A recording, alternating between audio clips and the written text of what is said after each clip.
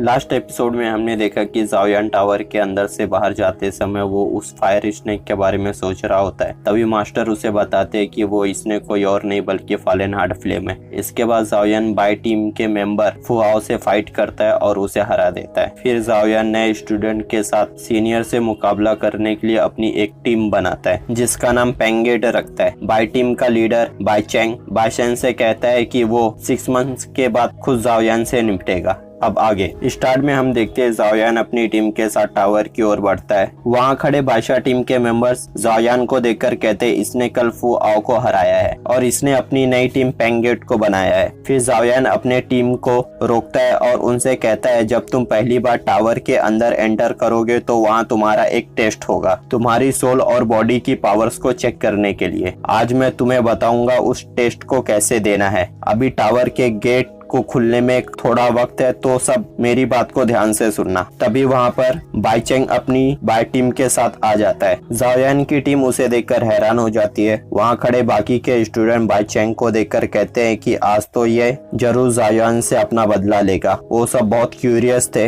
ये देखने के लिए कि जाओयान और उसके बीच अब क्या होता है। बाइचेंग जाओयान की ओर बढ़ता है। जाओयान भी बाइचेंग के सामने जाता है। वो दोनों एक दूसरे के सामने थे। फिर बाइचेंग कहता है तो तुम हो जाओयान, तुम्हारे बारे में बाइचेंग ने मुझे बताया है। फिर वो जाओयान से हाथ मिलाने के लिए आगे बढ़ाता है। जाओयान भी उससे हाथ मिलाता है। इसके बाद बाइचेंग जाओयान के हाथ को अपने पावर से दबाने लगता है। जाओयान भी अपने पावर्स का इस्तेमाल करता है जिससे वहाँ पर एक स्ट्रॉन्ग ऑरा फैल जाती है। सब ये देखकर हैरान हो जाते हैं। इसके बाद वो दोनों हैंड फाइट करने लगते हैं। फिर वो दोनों एक दूसरे पर पावर थ्रो करते हैं जिससे वहाँ पर ब्लास्ट होता है। हुजिया फिर बाइचेंग से कहती है तुम ये क्या कर रहे हो। बाइचेंग फिर हंसने लगता है और कहता है फिक्र मत करो, मैं तो सिर्फ जाओयान से डिस्कस कर रहा था, इसमें कुछ भी अजीब नहीं है। इनर कोर्टयार्ड में ऐसी बातें होती रहती हैं। इसके बाद जाओयान हुजिया को रोकते हुए कहता है सीनियर बाइचेंग टॉप लिस्ट के मास्टर बनने के लिए काबिल है।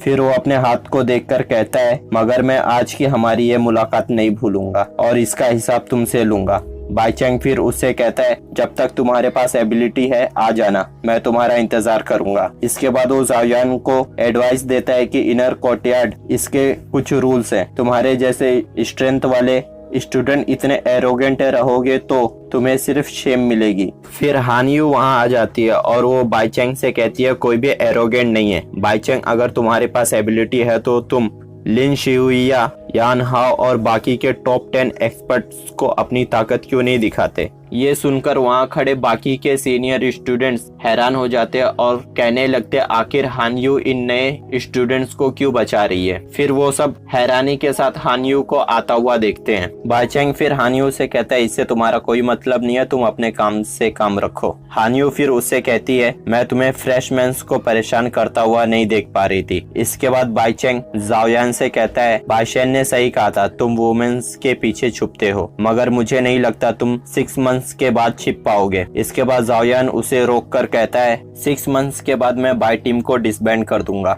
बाइचेंग हंसते हुए वहां से चला जाता है। इसके बाद जाओयान हानियू से उसकी मदद के लिए उसको थैंक यू कहता है और उससे कहता है अगर फ्यूचर में कभी तुम्हें हेल्प की जरूरत पड़ी तो मैं तुम्हारी हेल्प के लिए अपनी पूरी कोशिश करूंगा। इसके बाद टावर की बेल बजने लगती है और सबको टावर के अंदर आने के लिए कहते हैं। फिर टावर का दरवाजा खुलता है और उसके अंदर से फायर बाहर निकलती है। फिर सारे स्टूडेंट्स टावर के अंदर जाने लगते हैं। हानियू फिर जाओयान को बाय टीम से केयरफुल रहने को कहती है और टावर के अंदर जाने लगती है। फिर जाओयान अपने साथियों को टावर के अंदर चलने को कहता है। फिर वो सब टावर की ओर बढ़ते हैं। इसके बाद हम टावर के अंदर देखते हैं कि एक एल्डर उन सब से कहते हैं एल्डर लियू को डर था कि आप नए स्टूडेंट्स टावर से अनजान है, इसलिए उन्होंने मुझे खास तौर पर आप लोगों को आपके प्रैक्टिस रूम तक ले जाने के लिए कहा। फिर वो एल्डर सबको बताते हैं कि बर्निंग हीट फ्लेम टेस्ट से आप सबकी बॉडी में फायर पॉइजन आ गया है और उसे निकाला नहीं जा सकता है। वो धीरे धीरे खुद आपकी बॉडी से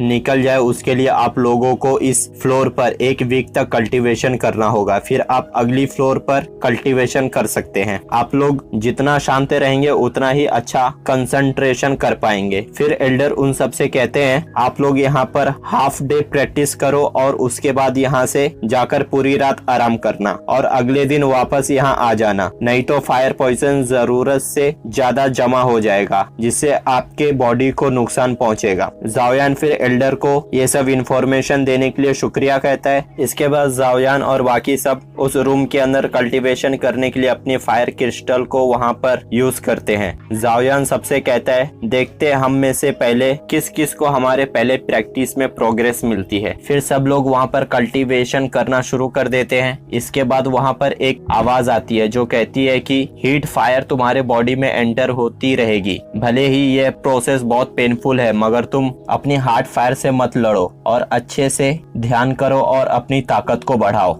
यहाँ पर यह पार्ट खत्म होता है। जल्दी ही मिलेंगे दूसरे पार्ट के साथ।